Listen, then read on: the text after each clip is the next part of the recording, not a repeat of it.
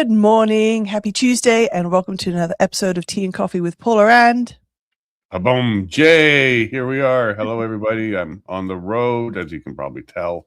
No, I wasn't kicked out of the house or anything like that. I'm not on the couch either, but I'm in Calgary. Look, maybe I am now. kidding. That's right. I get to see you now. Yeah. Good morning, babe. Morning, babe. How are you doing? I'm good. Just hanging out in Calgary. I'm here for the screening for the Hate Network movie from Greg Wyclef and team. And I'll be seeing Arthur Pawlowski and Greg and a few other people tonight at the screening. Cool. Very, very cool. Made a nice little drive down in that warm weather of ours. We had some nice weather yesterday, didn't we? Oh my goodness. It was quite the melt going on. I saw we had at least I noticed a high of like 9 degrees, and there's a huge melt, which also then means there'll be some freezing today because we woke up to minus 15. Yeah, so be very careful out there with the roads, especially if you have to drive the distance today. You do, actually. You have to go on a little road trip today, but yeah, I've got to make sure I'm out of here by a particular time. I've got an appointment later on, but the good news is that the sun's coming out today. It is going to be warming up to like to a high of like -2, -1 for the afternoon. But yeah, this morning the temperature dropped. At one point at night, I think probably about 9, it was still like +7. I was like, I'm looking at the weather forecast and saying like -15. Like, no, by 10 it was -4.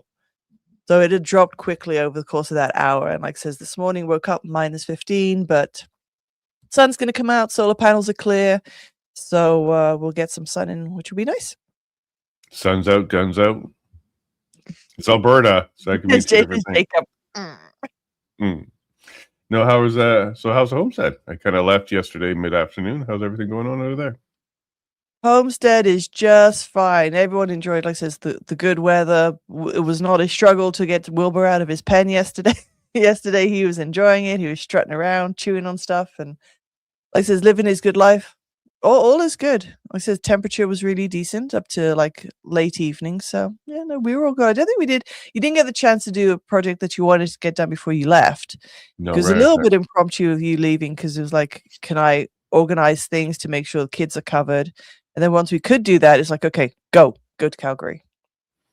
Yeah, no, you're very great on helping me get things ready, making sure kids are covered, because of course that's my priority. Make sure kids are all good during the day today. And yeah, thanks for making it work out, because I think this movie is important. We're gonna have Greg pop on a little bit later to kind of talk about it briefly, remind people where they can get tickets and all that kind of stuff. But yeah, if you're in the Calgary area, you want to come and hang out with Pawlowski, Greg, myself, and others, tonight's gonna be the night for that. Yep, no, good stuff. Because we had Greg on when he was just starting it, right? I remember speaking to him about like, hey, look, we're going to be doing this, and this, all the stuff that's involved. So it's good to see it's come to fruition, and now it's going to be out for the public. Yeah, and it's great to see conservatives taking this more seriously, upping their game on the production quality, doing interviews in person. Like, we traveled all over Canada doing this as well, and we're working on a Dan Hartman documentary, which is going to be the same type of thing where there's higher production to it. It's taken a lot longer to get it done, but I like to thank our team for that. And I really like to see the conservatives doing this, because when you want to reach out and get messages, it's actually helpful to have a good produced documentary. People consume them, they watch them, and it actually matters. Yeah, it certainly does, and it says, and yeah, we've tried to do the same thing. And while we're away on this Christmas break, you're going to be working hard to get out our own Alberta sovereignty episodes from all the interviews that we had done over the summer. And Self-determination. Let's be careful with that title, because it could mean sovereignty, it could mean separation, it could mean independence, but we're going to determine ourselves. The overall. Right, and that's be careful, because only a few people support sovereignty.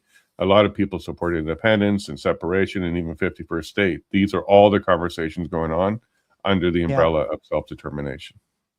Yes, that's very, very true. It could go off in many different ways, but yes, it's all encompassed in self-determination. You're correct. But yeah, so that's the goal. We are going to be pumping some of those episodes. You are going to be pumping some of those episodes out as over our Christmas break. So it'll be productive, and you'll still get to see and hear from Jason. over the course of the Christmas holiday. And there's some fantastic conversations coming up. We're up to 36, I think. We've released 11, including Danielle Smith. So there's 25 of them to come to your screen, whether it's a big screen, little screen, middle screen, whatever works for you. But there'll be several of these episodes popping out over the next little bit. I've been dying to get them out. And things have changed a little bit, but a lot of the conversations stay the same, because the conversations are about what should we do, what could we do, why we would do it, what was the history of everything in Alberta. That certainly hasn't changed. So when Dr. Michael Wagner gave his episode, it's a crash course on the history of Alberta. And we have Dennis Modry and Mitch Sylvester who gave us interviews. So those are going to be pretty timely as we're making our way into the signature phase of the petition that was filed. And it's going to be an interesting 6 weeks as everything starts to kick off and Alberta starts to really wake up that, hey, there's going to be a vote. They're going to have this in front of you and you're going to be making a decision. But do be warned, the vile misinformation has already started. It's going to get worse. Really? And we're going to see, we're going to see lots of it. People are going to be attacked. False information. I absolutely expect it to come to us, babe. But we'll see how it goes. Okay. We're going to be the nasty separatists who live out in the woods of Alberta. Redneck, roughneck, all these other terms. And I have a nice neck. Yeah, you keep it clean. I have a nice neck. Yeah. No. It's just name calling. At the end, it's just name calling. Traitor, terrorists, all these things. They've already happened, but it's just going to ramp up. And you're going to see more mainstream media do it, especially as the news gets out on how many signatures are collected. Mitch's goal is 1 million. You only need 177,000. But the closer he gets to 1 million, the closer he gets to winning that referendum, because you need about 1.2 million to win it. Mm-hmm. So we'll see how this goes over the next little bit. Yeah, it is exciting times, and I really do hope that we all come out to sign, because it's going to be a show that is not just a minority, a select few. It's going to be that there's a huge voice in Alberta that wants to be heard, and want to be heard as Albertans and not Canadians. So I look forward to it. I'll be there with my own pen, BYOP, to make sure that you don't miss out on the opportunity to sign. Yeah, and to be clear, to be part of this, you need to be considered a Canadian citizen living in Alberta, so an Alberta resident. So if you were born in Alberta but you don't live in Alberta, that won't qualify you. And if you're in Alberta but you're not a citizen, that won't qualify you. So it's going to be Canadian citizens, Alberta residents, then you're good to go. Oh, and 18 plus. Yep, you got to be an adult. Yep. All right, so let's jump into the news, because there's a bunch, unless there's any more. There's a comment here that I want. No, there's just a comment here I wanted to highlight from Debbie saying, I attended another APP meeting last night. Mitch was the speaker. Third one I've attended here in Tabor. They are growing the crowds here. So that's fantastic. So yeah, get that information out so more people do want to turn out. They do want to listen, and then they can continue to spread the message. Yeah, and to Martin, you got some time to be back in time for the signatures and the vote. So we'll see you in the spring, I hope. Yeah, be great.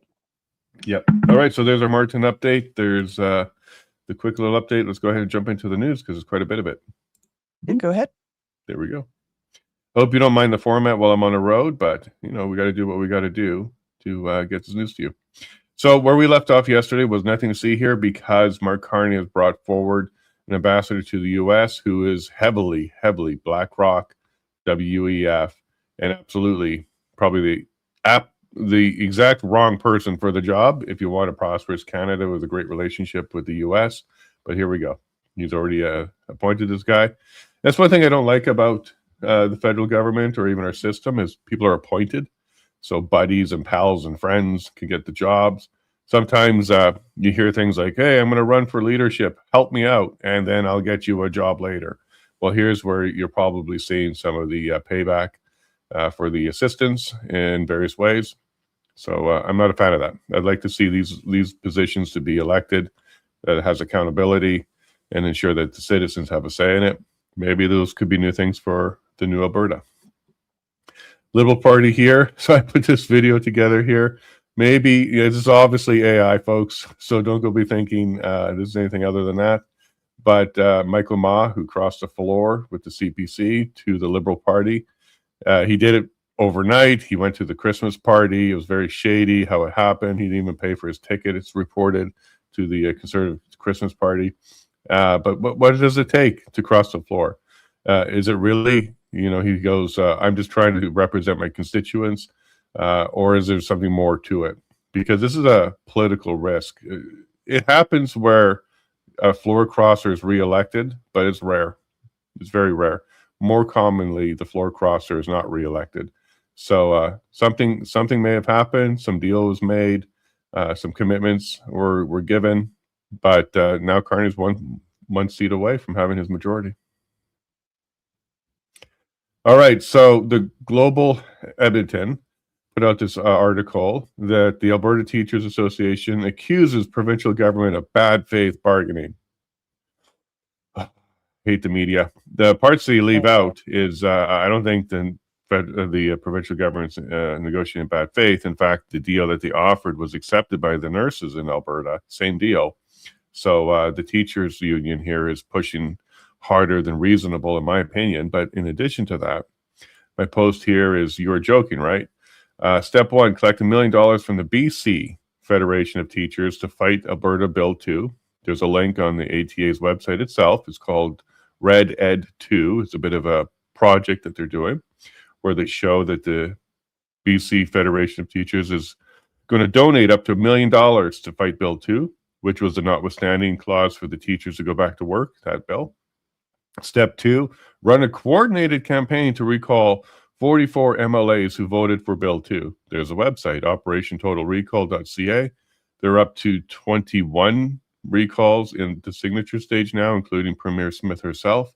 So they've been very effective of getting the recall started, not completed, but started.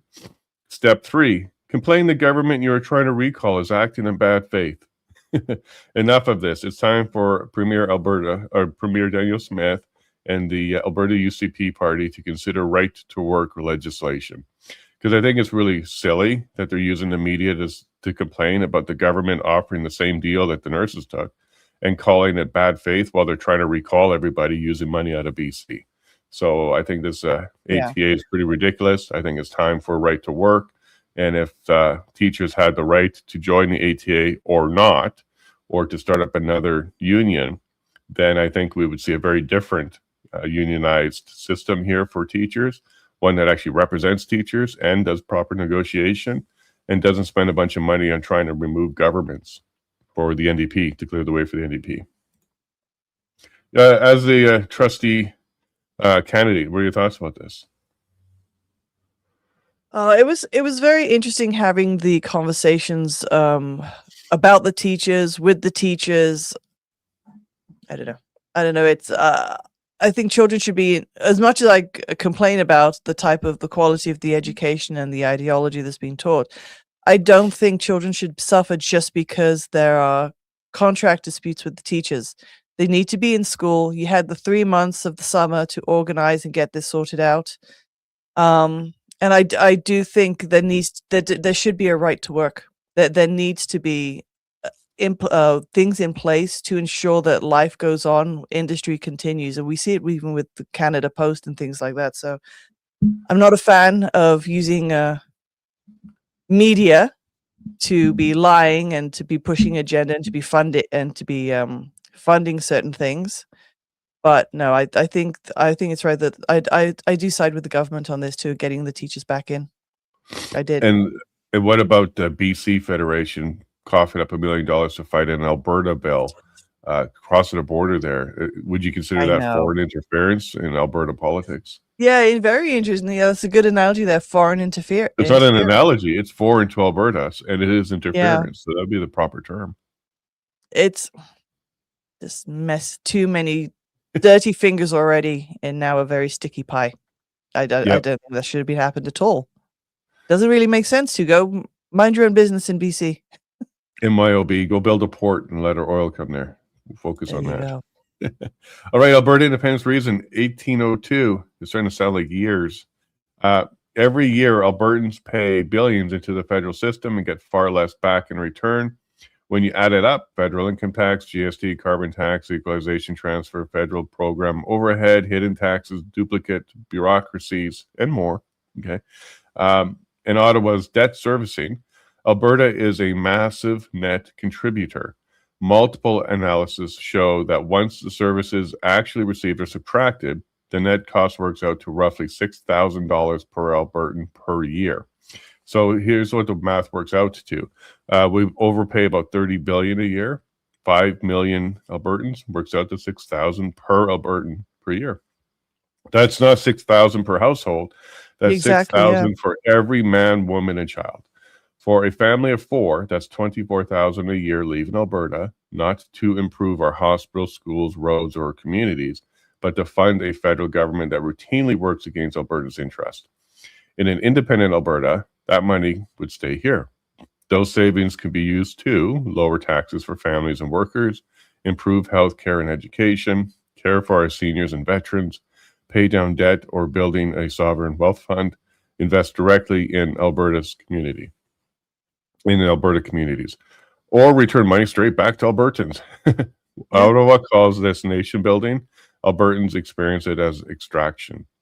In a strong and free Alberta, the wealth we create would finally be used to improve the lives of people here, of people who created it, instead of disappearing into the federal system that treats Alberta as a cash machine. So imagine having a $6,000 check stay in your pocket every single year for every single person, man, woman, and child. So our family of 4 would be $24,000. Yeah, how much better off with a lot of families? You forget even an individual, because you don't have to be married with children in order to deserve prosperity. Even every single person. Exactly, and a lot of Albertans, we work hard, and it's hard that subsequently see how we're treated by Ottawa, how our money is taken, and not fully returned back. We would love to see better AHS services. We'd love to have better roads, especially come wintertime. Our roads are going to take a beating, so it really would be great to see some of that prosperity stay within Alberta. That's what we're striving for. That's what we're signing for next year. Sure, and this doesn't factor in if Alberta was free to enter markets and export energy and develop Correct. energy. This would actually be a higher amount for every Albertan where we can prosper even better. This is just the numbers today.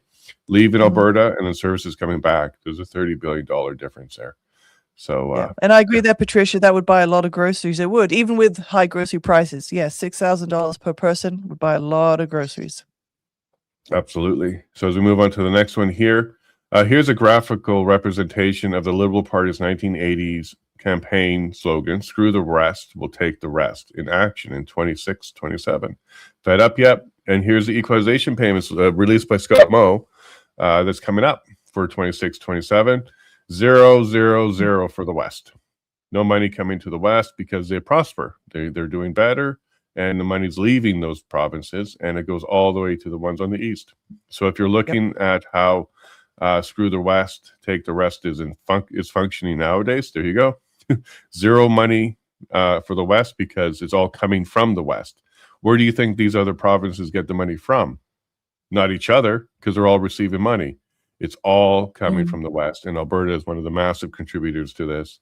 So thank you to Scott Moe for highlighting this and providing us this information, because the finance ministers of each province received this information to let them know, hey, here's money coming to you, except the 3 provinces in the West.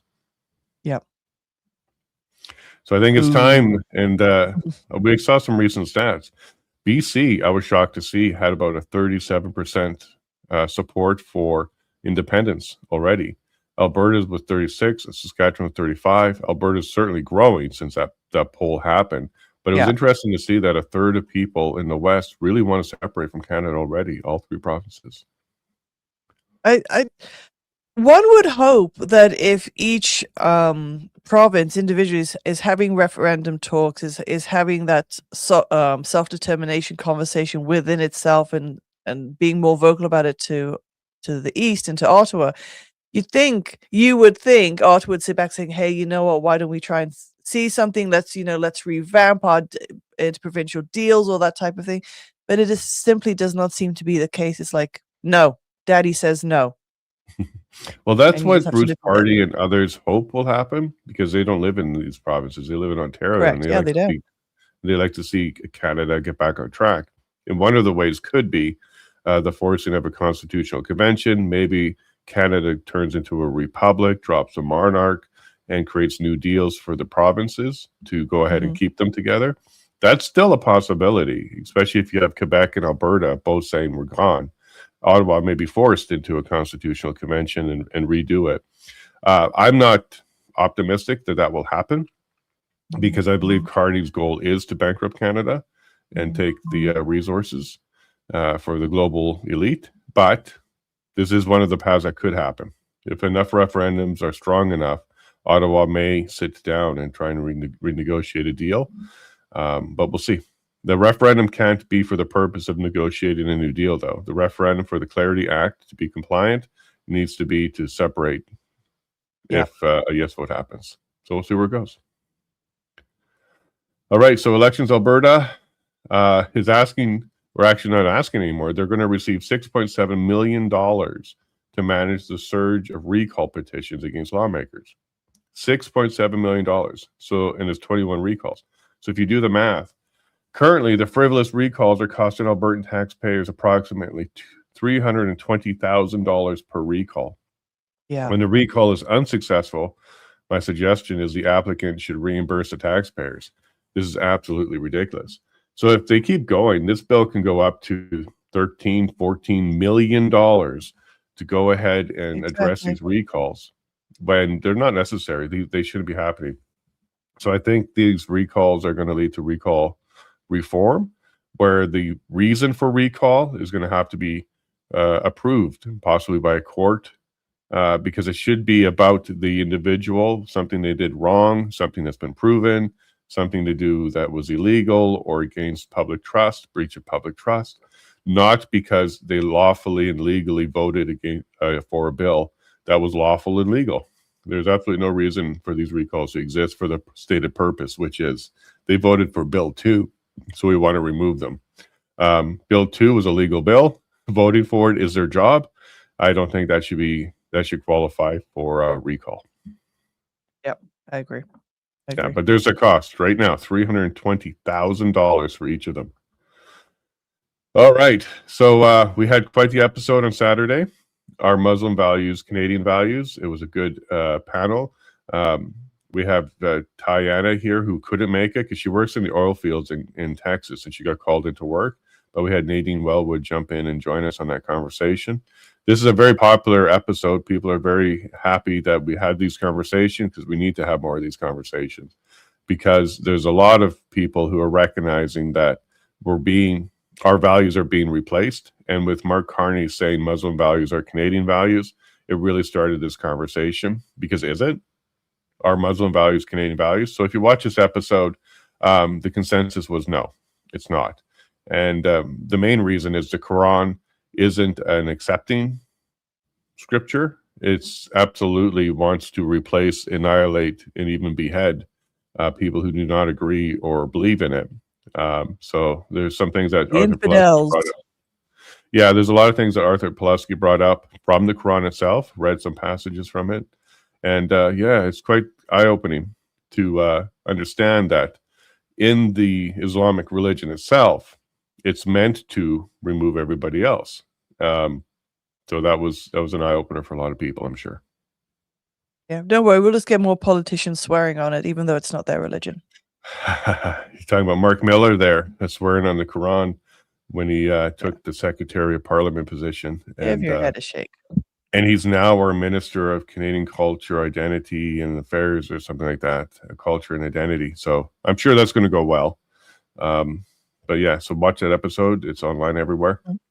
We were in Buck Creek Community Hall just this weekend doing a local event. It was a good turnout for the first one for sure. Lots of familiar faces and new faces came through there.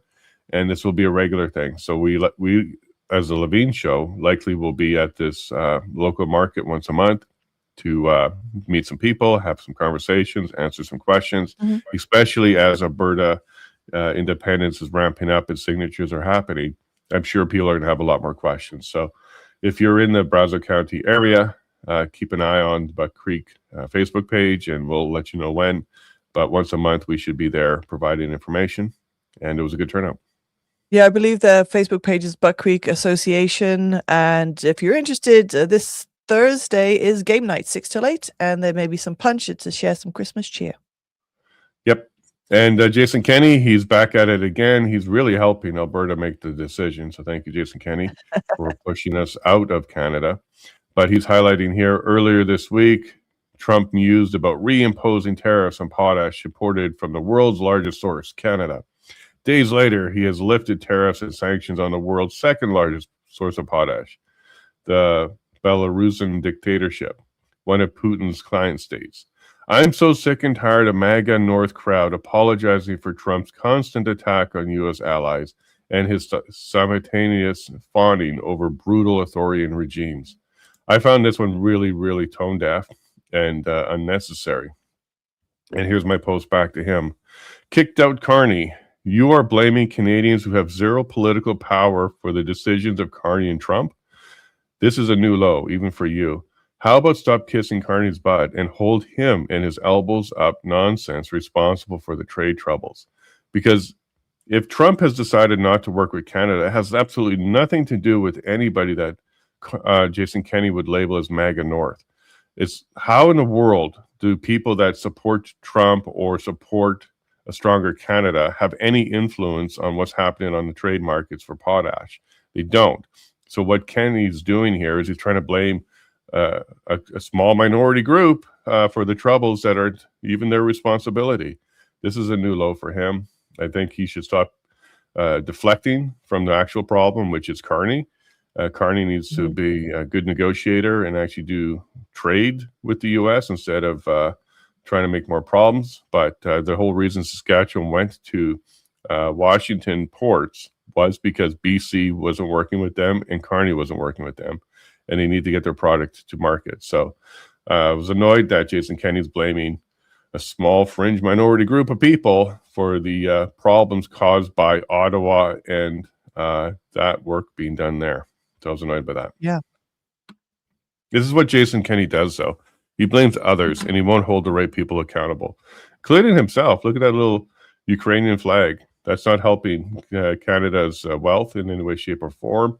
And here he is. He's pushing Ottawa narratives and blaming the wrong people. You may as well blame the geese out there, because they have just as much political power as any group that you would call MAGA.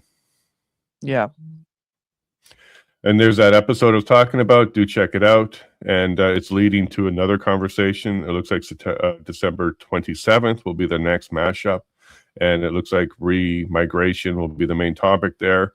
We're putting the panel together because at the end of this episode, re-migration came up and how Canadians are handling it, making people aware of it, and the different efforts around that. So the next episode is going to be specifically about re-migration and the various groups that are bringing it forward.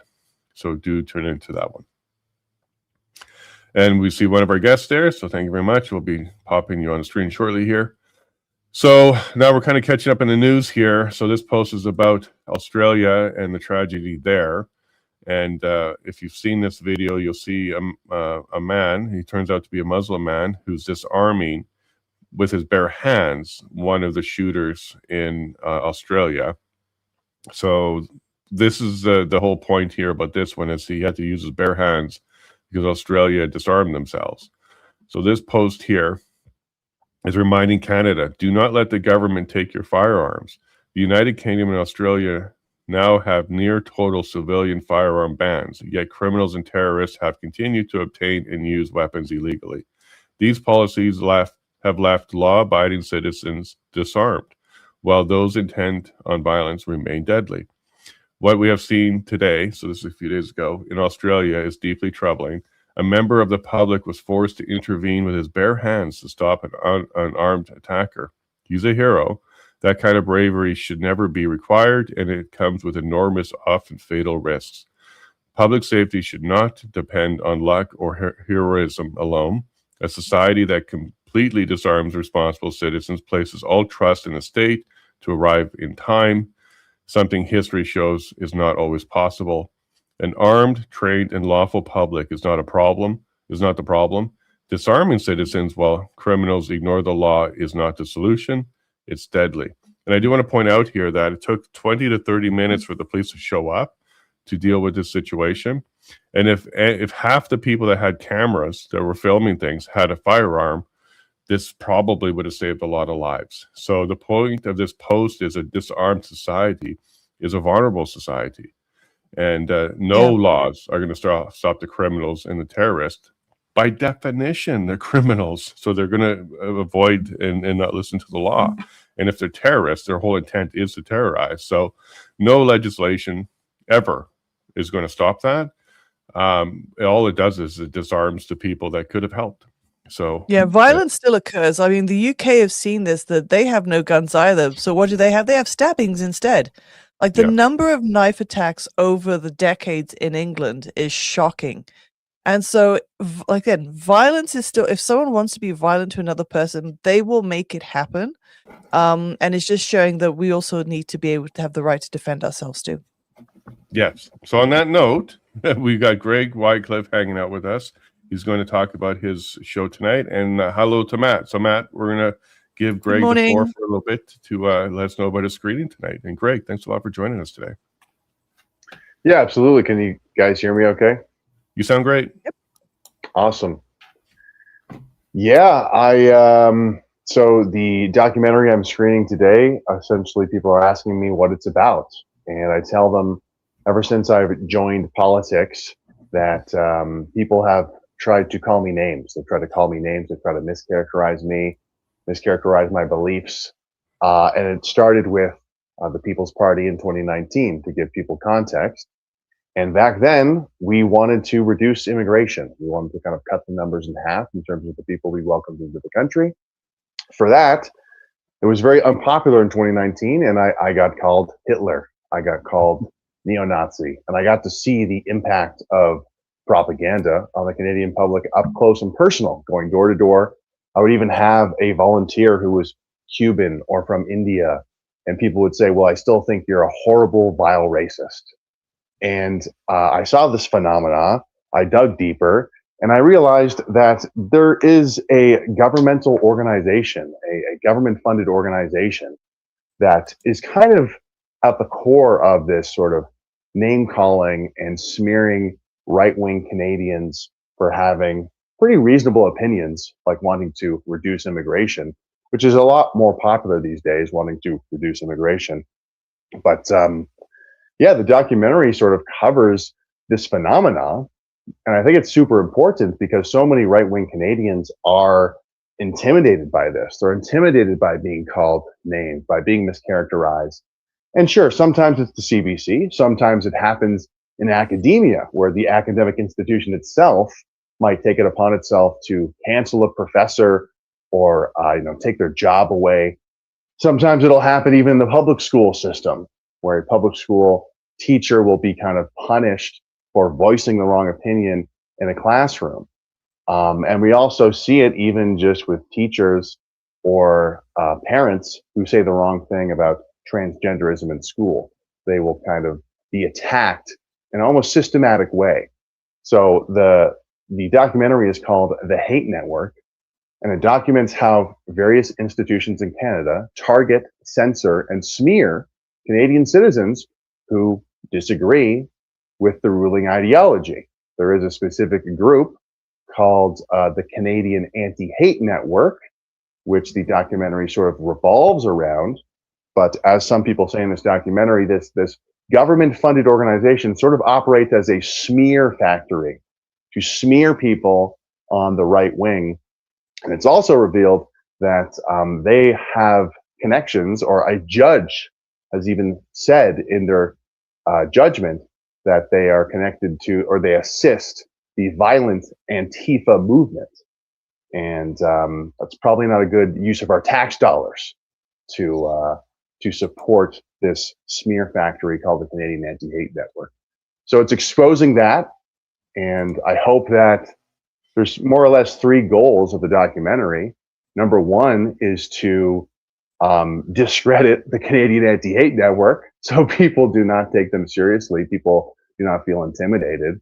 And number two is to sort of, as an effect, embolden people who have been smeared by this organization, or embolden people who are afraid of being called names, to let them know this is a actual, systematic operation to call you names. So don't be afraid when you get called these names.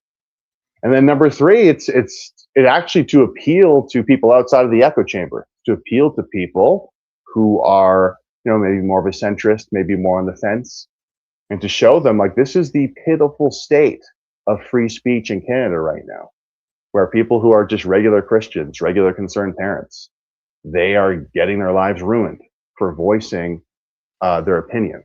Does that sound like a free country, or does that sound like more of an authoritarian state that has a ruling ideology that will punish you if you don't step in line by having the right ideas? If you want to learn about the documentary and the screenings, you can go to savefreespeech.ca, but I'm happy to answer any more questions for you.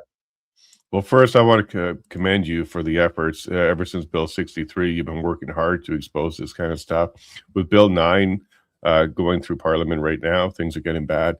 In fact, things are so bad, you can't release the venue name at this stage because people will attack the venue owners, and this is not something new to you.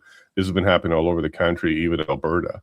We've had problems ourselves booking venues to do shows because the left, with the anti-hate network's propaganda, will go to a venue owner and say, hey, look, this is a government thing. It got published by Anti-Hate Network. It must be real. Look at these people. Here's a picture. Here's a write-up. And then they use it. In fact, Greg, one of Alberta should be paying attention to Canadian Anti-Hate Network, because one of their reports was used against the Coots men to hold them in prison or detention, pre-trial, no bail. And it was a Canadian Anti-Hate Network expose on Diagolon that was used to do that. Now, as the court trial progressed, there was a debunking of that document called the Affairgate, the Hategate Affair. And that one actually, it showed how it was debunked, and it did such a good job that the trial no longer used it. The Crown no longer used that document, never came up in the trial. So what I'm highlighting here is Canadian Anti-Hate Network has been used by people to hold people in jail in Alberta, cancel events at venues, and not just smear, but destroy lives of people who did nothing wrong. They're just being targeted by the smear campaign. So you've absolutely covered some of that in this movie, the outcome of Canadian Anti-Hate Network's documents and publications. There's so many stories. There's so many stories that the Canadian Anti-Hate Network is responsible for. Chris Lysak does make an appearance in the film, and how that plays into the justification of the use of the Emergencies Act. We have other lawyers who comment on it, and how the Canadian Anti-Hate Network or their contributors have been relied upon as by law enforcement, or in some cases, some court proceedings, they'll bring in a what's it called, an expert witness. Right. And Barbara Perry. Barbara Perry, that's right. And there's so much there's so many threads to pull on here, that it's we cover quite a lot of ground in the documentary. But needless to say, it's really egregious that these people kind of are getting away with this, and it needs to be stopped. It needs to be stopped. It needs to be at the very least exposed. Like, this group needs to be discredited. I don't understand how an organization who has been part of the largest intelligence failure in Canadian history, some people call it the Hategate scandal, which is using this sort of feminine hysteria that Diagolon was this militia based on no evidence whatsoever. That lie kind of being amplified and repeated to justify the use of the Emergencies Act. They were central to that occurrence, and they've still received hundreds of thousands of dollars of government funds since then. I don't really understand how that happens. But at the very least, people need to be aware of this. They need to be aware of this, and this whole sort of structure of, like, calling right-wingers names. Like, that doesn't come out of nowhere. It's actually very systematic, and it's nonsense. And people need to kind of push back against it, be aware of it, and And yeah, No, very good, man. And I'm really pleased that conservatives are kind of stepping up their game by producing movies and documentaries full length, showing them. And one of the things we kind of touched on there was left wing versus right wing. Now, if you look at the filings for the grants, and we'll get into this with Matt about propaganda and how the state uses propaganda to control the populace. But if you look into the grant applications for Canadian Anti-Hate Network, they're not targeting hate, even though their name says anti-hate. They specifically target right wing. They don't go after left, center, right. They don't go after hate, even though their name says that. They go after the right wing. So they're a political arm, and a very aggressive and disgusting one, in my opinion. If the federal government says, here's some money to go after my opponents on the right, and it's not targeting hate, it's specifically targeting the right. So as we wrap up here, who are some of the guests that you have or the speakers that you have tonight that people will find in Calgary? Yeah, for the screening in Calgary tonight, we have 4 guests. We have Francis Widowson, who is a professor who was recently arrested for trespassing, for essentially showing up on campus to talk about the Indian residential schools and having kind of the wrong opinion on it. We have John Carpay, constitutional lawyer of the Justice Center for Constitutional Freedoms, who is going to be there. We have Artur Pawlowski, of course, a man who needs no introduction. He's been arrested for feeding the homeless in Calgary. He was essentially treated like a terrorist for giving a sermon at the Coots blockade. And finally, we have Jojo Ruba, who is some people might not know him as well, but he was someone who was getting canceled on university campuses in the early 2000s for being a pro-life activist. So he has kind of an interesting insight on all this, saying, you know, he saw the writing on the wall in the early 2000s as a pro-life activist, how they were kind of like slowly but surely starting to systematically shut these ideas out from campus and not allowing it. He saw kind of like the sort of leftist cancel culture before it was a trendy thing. And I am excited to hear from Matt, but I do want to come clean. I did interview Matt as well, with the intention of including in this documentary, but I've just interviewed so many different people that I was not able to, you know, include it. But I do want to, you know, be able to follow up with Matt, because I know I haven't followed up with Matt, so I apologize, sir. I'm hoping to kind of reconnect with you at some point and use that content down the road, but my head's been spinning trying to get this documentary out the door. Greg, I just want to see this documentary produced, man. I get it. I make a lot of documentaries too, and it's always difficult to tell the story and have to decide what stays in, what goes out. So it's perfectly okay, man. I'm glad that I was there in the spirit of it all, and yeah, let's keep talking. It's fine. You'll make the director's cut, the DVD special, all those extras. We'll get you in there. I like okay. That. I like that a lot. Well, Greg, if you want, you can run and get your day started, or you can hang out with Matt as we get into this. But savefreespeech.ca if you want to get some tickets. Some tickets are still available. And later today, if you have a ticket, you'll email the venue location to them. Albertans are pretty used to this now because we have to do this all the time. But congratulations, Greg. I'm really glad to see you here in Alberta. Can't wait to shake the hand of yours, and I applaud this effort. We got to do more of these documentaries. So thank you for your time. Yeah, absolutely. No problem. And Jason, I'll see you tonight. For those who might not be in Alberta as well, there is also a screening of the documentary happening in Ottawa, December 21st. That's happening at Bikers Church. We're allowed to give the location there because they don't care at Bikers Church. Shout out to the Bikers Church in Ottawa. And then we've also announced the date in Toronto, West GTA, January 11th. But yeah, all the information for that is savefreespeech.ca. Thanks a lot for having me. I'll probably continue to tune in to hear what Matt has to say. But thanks for having me, Jason. Appreciate it. Absolutely, my pleasure. And we'll work on an Edmonton show in the new year at some point as well. We'll work on some more of these screenings for you here, Greg. So thank you very much for your efforts there. Perfect. Well, Matt, propaganda, state, involved, funds, trying to control narratives, going after political opposition, a brand new concept in Canada, right? I'm a coincidence theorist. I just ignore all patterns of continuity and intention and choose to just fragment everything into coincidences. And yeah, absolutely. This is definitely really important to have this conversation right now. And again, I applaud Greg for finally getting this thing released. So yeah, people should tune into that. it is rampant right now. I mean, I think that within the context of the general social breakdown that is part and parcel of the general financial collapse, which we've moved into a new phase of this collapse. There's a number of trigger points that could melt it down. But in times of relative economic stability, people will only go crazy within a certain level. If you remove a lot of the supply chains, a lot of the stabilizing functions that give people a certain sense that they're going to go to bed without starving, or, that they won't be kicked out of their houses, they can't be pushed to that limit unless those things get removed, at which point the human psychology, being what it is, can easily go.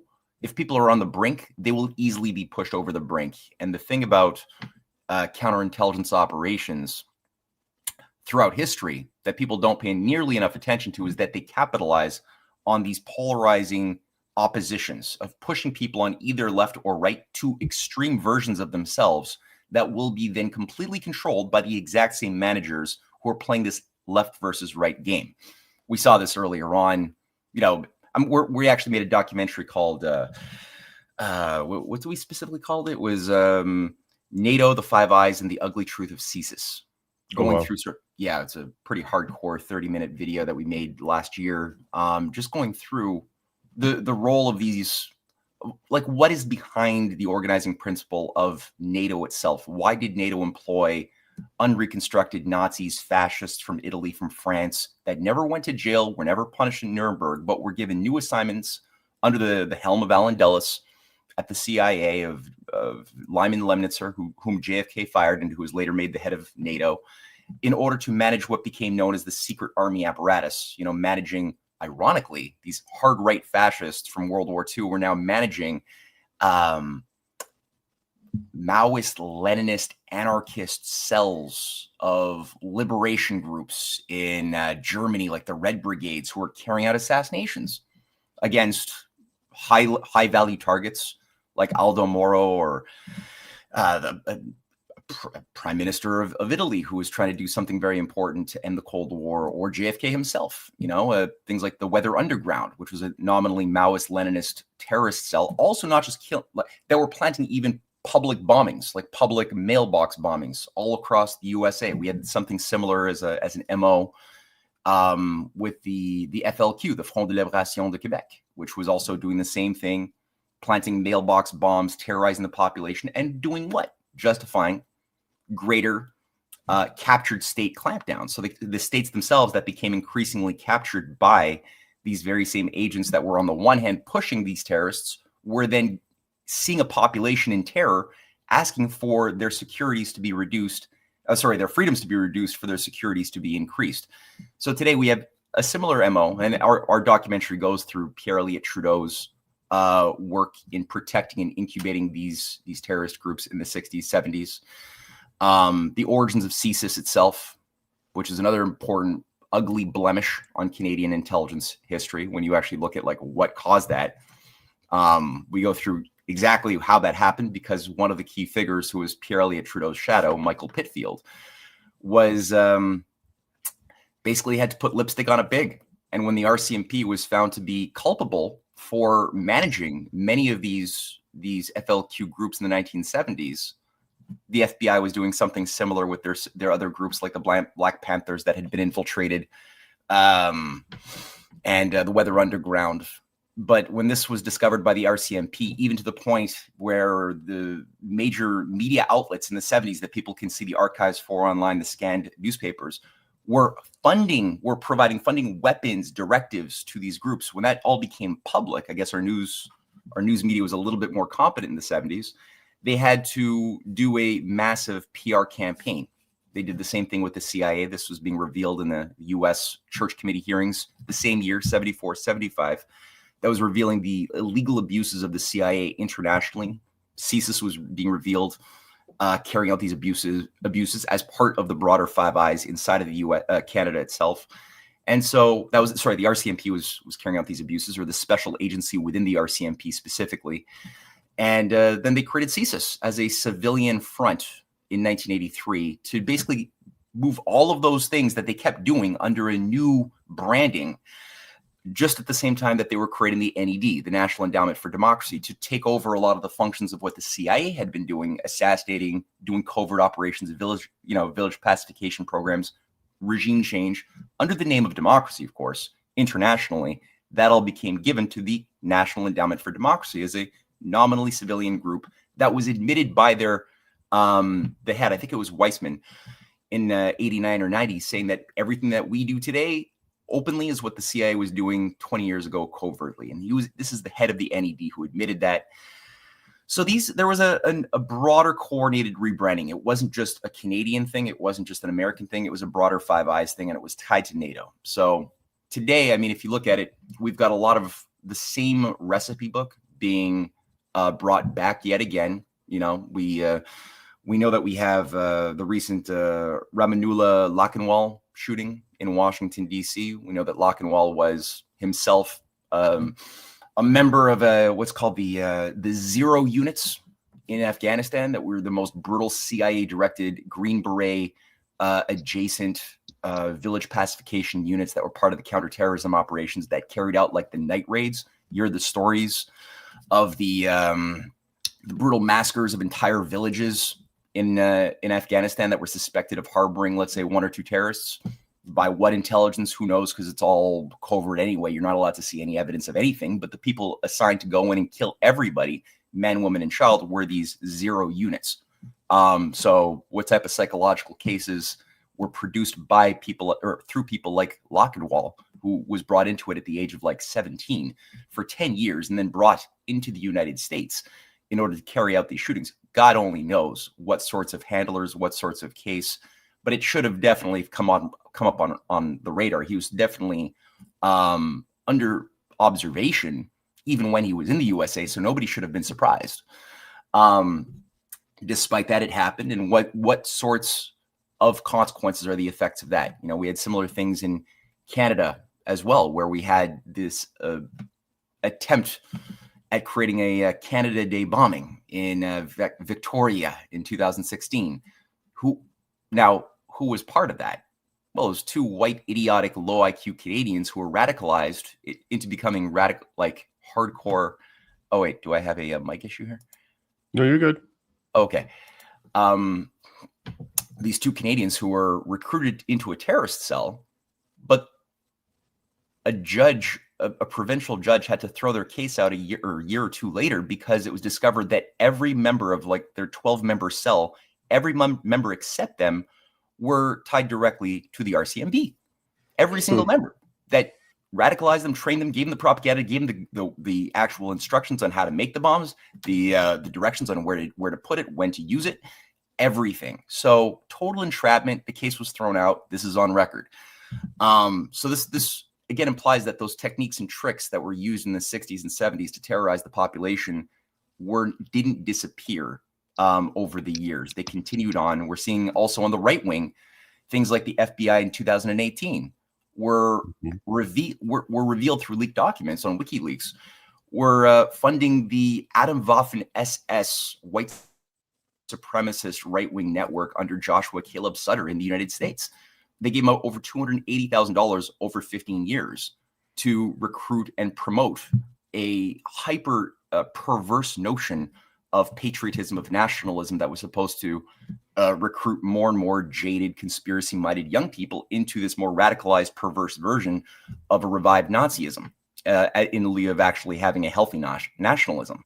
We've got the Patriot Front as well, which people could clearly see as feds walking around with COVID masks and matching khakis, matching uniforms, holding signs that basically look like they were made from a Hollywood, left-wing content creator to try to project what he thinks will be the MAGA fascist movement, marching in lockstep at different parts of the United States, where the only people who are there there's no civilians even watching these groups that just show up. It's only media who are assigned to go to these specific locations, take their photographs, and then put them on the Wall Street Journal cover images and things like that to paint the image that, the right, the conservatives are these organized fascists ready to clearly act out the scenarios in Hollywood films like Civil War 2.0, the A24 film that's been pummeled into people's zeitgeist, painting the image of a MAGA-like president in his third term that has to be destroyed by heroic Antifa figures. And that movie is a sick predictive programming movie, but it's put there at this moment in history for a reason. So all that to say, people need to be very, very aware of how these games are played. So far, we've done a pretty good job in Canada at not allowing, like a lot of conservatives have kept their head on their shoulders and have not fallen into a lot of these traps that have been set for them. I saw this in the Freedom Convoy. A lot of efforts were placed to try to radicalize, to get the conservatives to get desperate, to throw rocks, bricks strategically placed in other things. We didn't bite the bait. However, it's going to accelerate. And as the dangers of ungovernability, the social breakdowns that tend to accompany economic crises, the likes of which we are currently seeing, get worse, people's ability to hold on to their common sense will be reduced. So we have to really be very, very strong in that regard, both people on the left and on the right alike. So that's just my opening contribution to that discussion. I can see why you were interviewed for the movie, and maybe there will be some of that that's released later, so we can hear what that interview was like. But I want to bring a couple of things to your attention, Matt. This just came out. FBI intercepts a New Year's Eve terror plot by far-left activists who plan to bomb multiple locations. And here's the names of 4 of them. And the suspects are believed to be members of a radical offshoot of the Turtle Island Liberation Front, an alleged extremist group motivated by pro-Palestinian and anti-law enforcement, anti-government ideology, etc. And just a heads up, Greg had to leave because he's got to get ready for the movie today. Totally. And he was, he gave us a heads up. He was going to come on for a little bit. So as we make our way through this, we're already seeing, whether it's real or not, the FBI is setting the stage. There was going to be multiple attacks. And as we're getting into the referendum here in Alberta, because Alberta's talking about independence and separation, I expect that there's going to be a lot of propaganda against that, because this is not what the globalists or the powers that be would want. They don't want Alberta to separate from Canada. So we're going to see all of this step up. So should we be on the lookout for fake groups popping up in Alberta, people trying to get Albertans to do bad things? Should we be on the lookout for this kind of stuff? Oh, yeah, absolutely. I think that, you gotta, if you gotta go, Paula, see ya. It was nice to meet you. Yeah, I have to set out now. So you go deal with locals. Everyone have a fantastic day, and I will see you back again tomorrow morning. And don't forget to tune in for Jason with the Honorable Mickey Amory later on today as well. Nice. Yeah, along with Bruce Party. Yeah, it'll be a great episode. Take care, babe. Drive safe, and have a good day. We'll talk to you soon. Will do. Can you take me off screen? I can get rid of her. There's a button. There's a button for that. But yeah, Matt, as we continue here, so should Albertans be diligent and be watching out for this? And what are the kind of things we should be looking for? Yeah, no, I think that you're dead on. And, look, you mentioned this Turtle Island extremist group. What I've noticed as well, you've had a number, we all know about the George Floyd operation, the Antifa operation, the ties to Soros, the ties to the feds, and a lot of these things that were sort of precursors of the project to burn America in the wake of the George Floyd murder. That was actually less of a murder in any way. The actual police officer himself, I think, was scapegoated into becoming the enemy image for the left as a new rallying principle. As George Floyd, a rampant drug addict, and criminal, was elevated to the status of a saint, a martyred saint. Even a whole sanctuary city was devoted to him as a new hub. So it's weird, but this MO, we also see it being promoted in, I mentioned already the Civil War film, but you have the new Leonardo DiCaprio movie, what is it called? One Battle After Another, that's in theaters right now, featuring, again, a glorification of these left-wing terror groups that are fighting for liberty and the right to choose your own gender in not too distant futures, battling fascist American Christian-oriented Nazi governments. The same thing for How to Blow Up a Pipeline is another sort of movie. It was turned from a popular book taught in universities across Canada and the United States by this guy, Andreas Malm, that was turned quickly into a Hollywood film. Again, it's just a recruitment tool for taking jaded young people who are already got a lot of toxic woke ideas and then just nudging them into terror cells. Now, how much of that is actually organic, and how much of it is actually operated by either, just MK Ultra operatives who've been through a whole experience they don't understand, and all of a sudden feel the need to shoot aliens that just so happen to be, white Christians in a school or something. But in their mind, they've got a different wiring going on. They think that they might be looking at demons, aliens, that they're stopping new Nazis. Like the charge in the mind, the reframing is powerful. So God knows how much of this is actually are these legitimate people versus specific ops. I don't know. I would say the same thing for these Turtle Island groups, but you can't underestimate the influence of provocateurs who will try to pick a fight. You can also, to get a reaction. There will be more and more I would be quite surprised if there weren't an increased array of groups professing to be right-wing Christians, but featuring certain tropes under the surface that might indicate that there are feds active in controlling that what appears on the surface might be a healthy conservative reaction against immigrant invasion that might require perhaps us to, take preventative measures against bad immigrants coming in. Not to say that the immigrants coming in don't have within them very bad individuals, as we saw from Lochinval, who's an immigrant from Afghanistan, shot up a couple of National Guards in Washington. But I mean, does he represent your typical average immigrant or asylum seeker? No, but these are being brought in.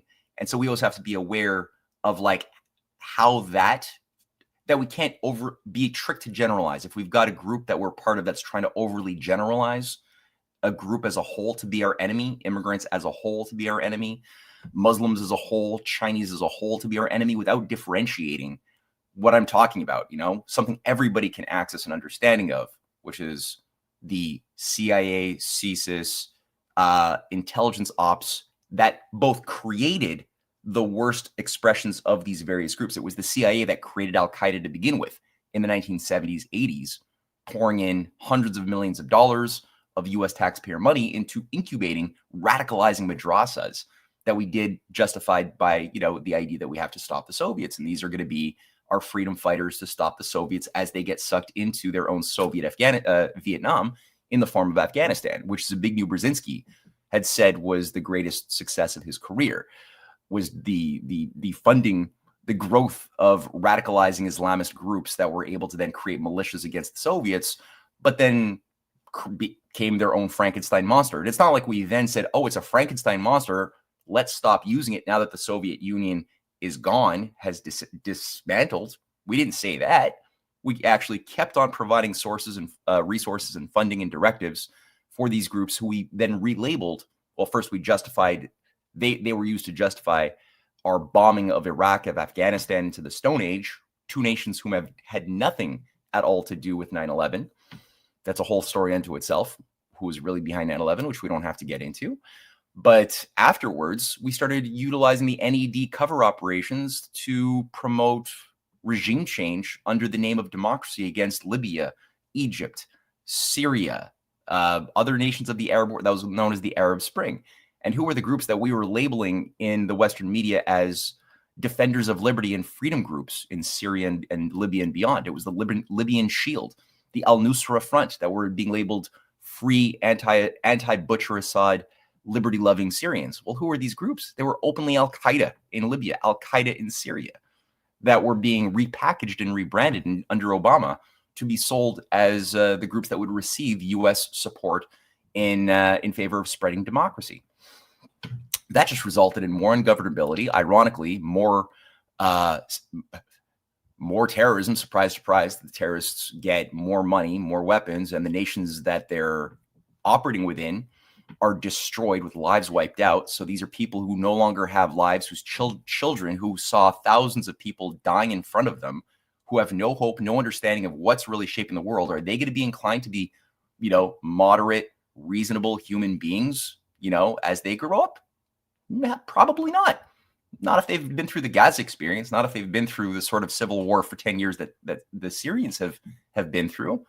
They will be much more inclined to be recruited if a group can come into their village and offer $50, a day. Just, you have to be prepared to just obey obey orders and maybe blow yourself up and your family will be taken care of. So, you know, this is the sort of thing that we both incubated, created, and then after we created it and destroyed their nations, we started bringing or infusing these types of individuals into whole masses that no longer have an economy. They don't have a place to live in these countries that they would have preferred to have lived in for the rest of their lives. It was their ancestral homes, but because we destroyed them, no economy, they're forced then as a pressure cooker to find some way to put bread on their table. So all of a sudden, somebody's paying for them to get on a plane and be sent to England, France, the US, Canada. Somebody's paying for it. I don't know who's paying for it. They don't ask questions because they're just desperate to be able to finally have a future. And within those groups, you have infused radical members of, you know, terrorist outfits that had formerly been working in many cases with the Green Berets for village pacification operations. And they find themselves all of a sudden deployed in Australia, where clearly shooters have high level training. Is it U.S. military training? I don't know. But these are questions that I don't see any mainstream media mouthpiece even asking. So when we're told as conservatives, hey, all of these big bad immigrants are coming in and that's the enemy that we have to now rally around in order to defend our tribe, defend our Christian values, I could say that if you're being told that, if it's being generalized without any sense of nuance, you're probably in a trap. I would say. So that's one thing to look out for. For sure. And a couple of things that we saw at the convoy. The first day, the first hour, the first photograph was of a guy with a Nazi flag. Right. Turns out it was Trudeau's photographer who snapped that picture. The protesters who were there got rid of the guy. We never saw something like that again. Another example at the convoy was at one point the media was passing around this photograph of a pamphlet that was anti-Semitic, like incredibly disgusting. But a reverse image search showed that exact picture, not even the pamphlet, but the picture of the pamphlet came out of Florida a couple of years before, and they just grabbed it off the internet and threw it into the mainstream media and said, look what they're handing out at Ottawa. And this wasn't because there were Nazis or anti-Semitic people in there. It was to create the hate that there was. So people in Ottawa say, I don't want Nazis and I don't want this kind of thing here. They weren't there, but the media provided that to them. And let me give you one more example here in Alberta. I was at an APP event, and this happens frequently. Some guy came up to me, fully decked out in veteran gear, veteran patches, all this kind of stuff.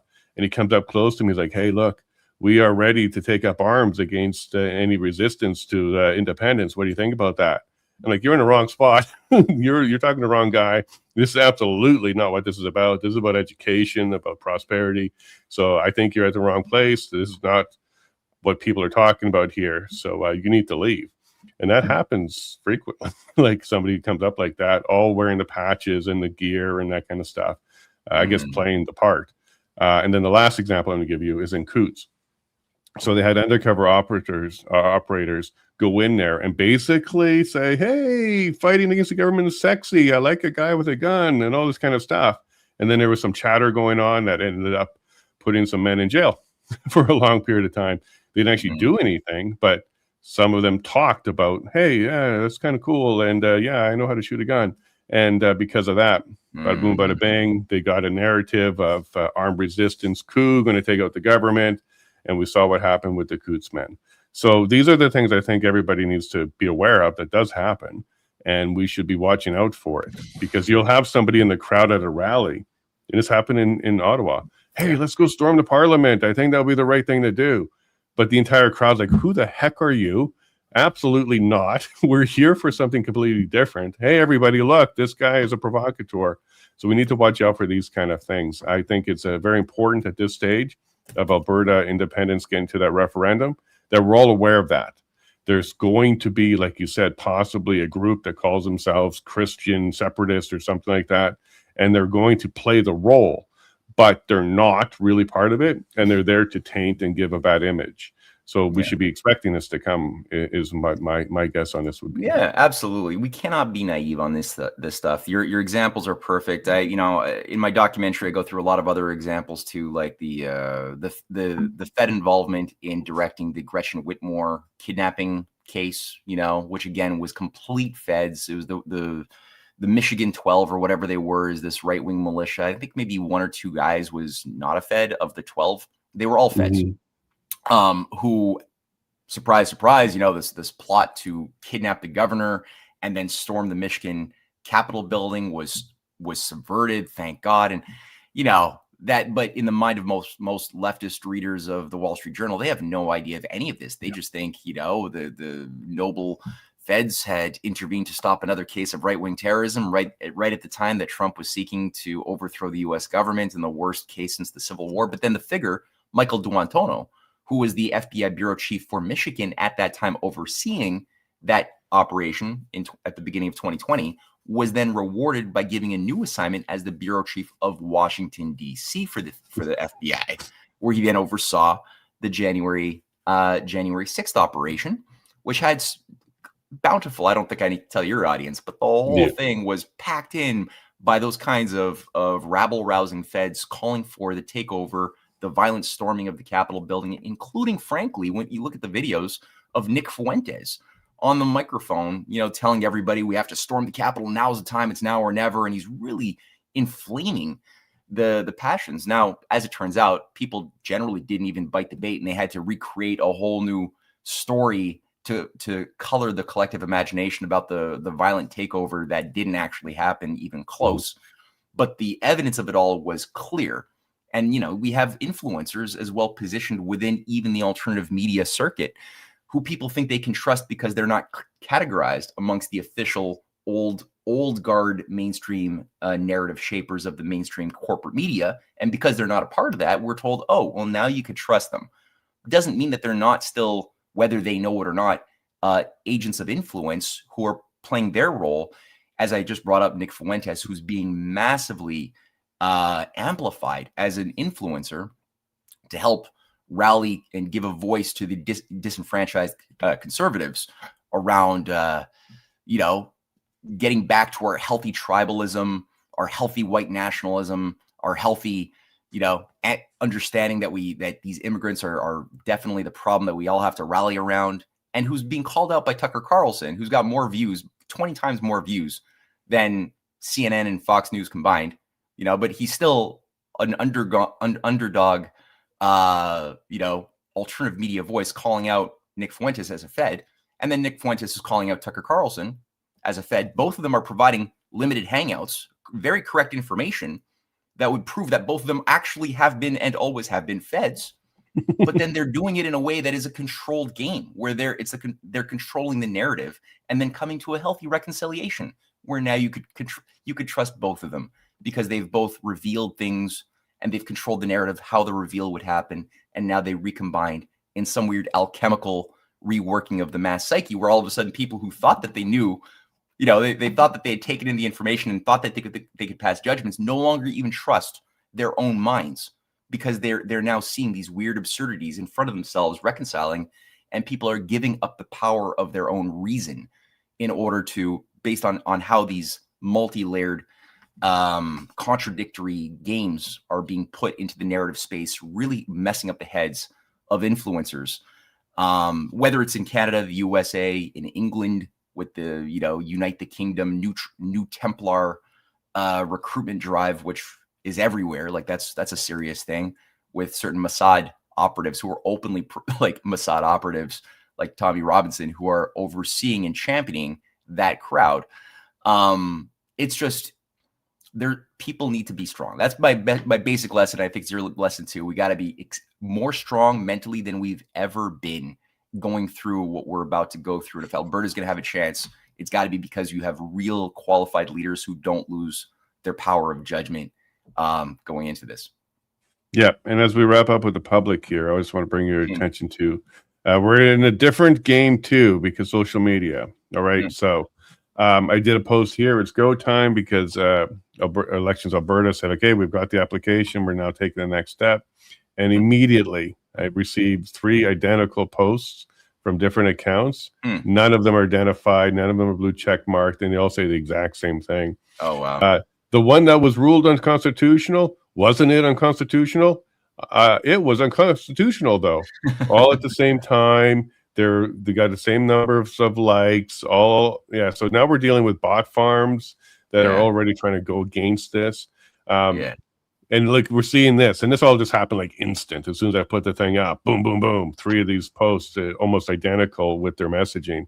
So keep an eye out for that kind of stuff too, because we're in a new game now where social media is being used to go ahead and try and discredit the truth. Like, look, Elections Alberta is now taking the next step. Unconstitutional, the same word. So you're going to see this repeated. This is going to be the new safe and effective. It's unconstitutional. It's unconstitutional. You're going to see that drummed everywhere. I suspect because within minutes, there we go. We're seeing 3 posts right away. Yeah, it's a hypnotic mantra, right? They're trying to. You hear it a couple of times, you could look past it, but then you hear it 30 times, you heard it 3,000 times in different directions. It has a toll. It starts having an effect. Or don't vote for that person. They'll never get elected. Vote. Don't throw your vote away. Vote for the guy who's going to win. It's the lesser of two evils is always better the devil you know. It's like, what? No, devils are devils. Don't go for what you know or don't know. Like, you said it yourself. The devil you know? Really? Yeah. No. Well, exactly. Matt, just hang on. I'm going to bring you to our private side where we're going to continue this conversation a little bit longer because I absolutely love speaking to you. We can do many, many shows together, and you already hinted at one. You left a cliffhanger, 9/11. We're going to have to get back to that one on a full episode, all right? So hang on, and I'm going to join us to our private side, and we'll continue this conversation. Awesome. All right, there you go, Alberta. So if you're in Calgary area, make sure you get your tickets. Free speech, savefreespeech.ca. I'll be there. Others will be there. That's why I'm here in Calgary. One more night, and tomorrow's guest is going to be MLA Shane Getson, as we have a conversation about his terms. He did 2 terms. He's going to be leaving, and all the hard work that he's been doing, and where he hopes Alberta goes. So tune in tomorrow for MLA Shane Getson. Thursday, fingers crossed, we have General Flynn joining us. If not General Flynn, it's going to be Ken Drysdale. And then on Friday, we have Michael Yon joining us. So we got quite a few great guests for you for the rest of this week.